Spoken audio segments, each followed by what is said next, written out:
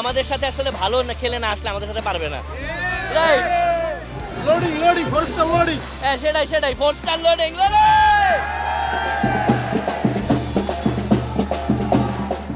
মেঘলা আকাশ, নিচে আকাশী নীলদের উন্মাদনা, গায়ে প্রিয় দলের জার্সি, হাতে পতাকা, গলা ফাটিয়ে স্লোগান, ফ্লেয়ার আর গান সব মিলিয়ে যেন ছোট্ট এক বুয়েনোস এইরেস।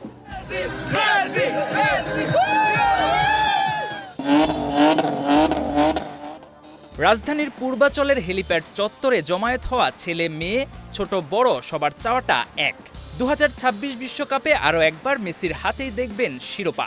সেই স্বপ্ন নিয়েই রাস্তায় নেমেছেন প্রিয় দলের সমর্থকেরা। স্বাগত জানাবো আপনাদেরকে, চলে আসুন, আর কোনো কথা হবে না, এবার 26-এ কাপ হবে।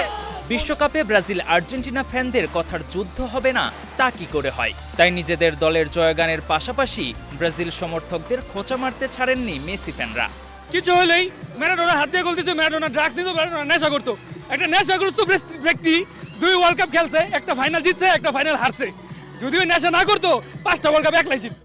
পূর্বাচলের মতো পটুয়াখালীতেও হয়েছে আর্জেন্টিনার র্যালি, তাদের চাওয়া চ্যাম্পিয়ন হবে প্রিয় দল। এক রকমের জার্সি পরে যেহেতু এসেছি, খুব আনন্দ হবে এবং আমরা আমাদের বিজয়ের লক্ষ্যে হাঁটছি। ফিফা ওয়ার্ল্ড কাপ 2022-এ আর্জেন্টিনা বিজয়ী হয়েছে, এবার ওয়ার্ল্ড কাপেও আর্জেন্টিনা বিজয়ী হবে।